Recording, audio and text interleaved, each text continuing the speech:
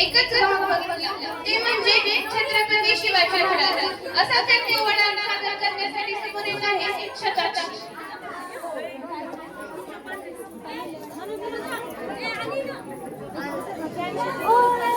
प्रतिप्रचंद्र लेखे व वर्धिष्णू विष्णू वंदिता शासनो शिवशाही शाह मुद्रा भद्राय राजते. सर्वप्रथम रायगडावर बसलेल्या माझ्या रयतेच्या राजाला माझा मानाचा मुद्रा माझा मानाचा मुद्रा माझा मानाचा.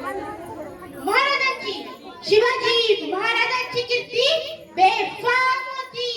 महाराजांची कीर्ती बेफाम. भल्या भल्यात फुटला आगम.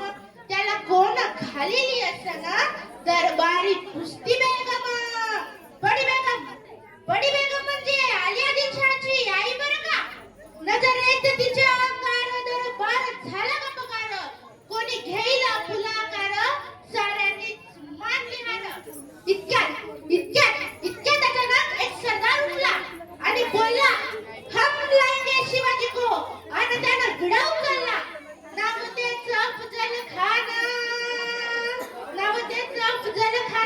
जिथं जगता जणू शैतान. खान बोलला छाती ठोकून शिवबाला टाकतो चिरडून. कौती झाले दरबाराचे. खान निघाला मोठ्या गुरमीत. त्याच गोड दड पायदड फौज फाटालई मुकळ. अंगी हत्ती जवळ पाहणारा काफी चुळचुळ. वाटेत भेटे त्याला शिर्डी. ठेचीत खानाची सेना निघाली. गाव लुटली देऊळ उद्ध्वस्त केली. आया बहिणीची आम्हा कोण रोखणार हे वादळ. आता शुभच काय ठरले नाही. इकडे तिच्या तिकडे मोगल पलीकडे इंग्रज. जो तो हेच बोलू लागला. राजाची सेना मुठभर खानाला कसा झोपणार. काय लढवा बघणार चिंते पंच सरदार. महाराज आपला जीव बोलत आहे. खानाचं सैन्य अफाट आहे. त्याच्यासमोर आपलं टिकाव लावणं अवघड आहे. काही दिवसांसाठी आपण कुठेतरी अज्ञात स्थळी जाऊया. काय बोलत आहात रायबा.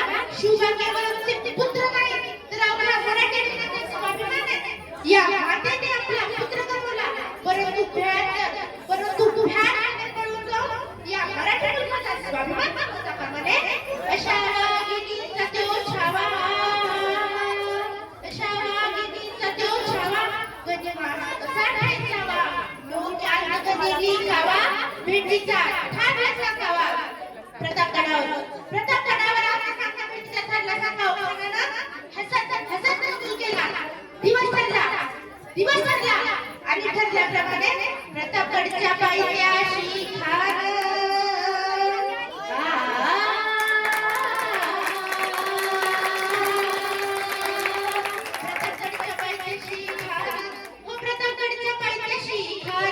प्रतापगडच्या पायथ्याशी खान आला बेभिमान नाही त्याला जाण. शिवाजी राजाच्या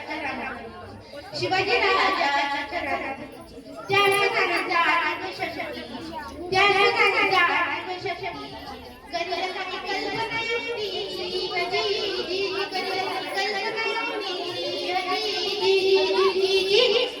राजाला पाहून खान म्हणतो कसा. शिवाजी हमारे गले लग जाओ. खाना नाम मान दो श्री. रोज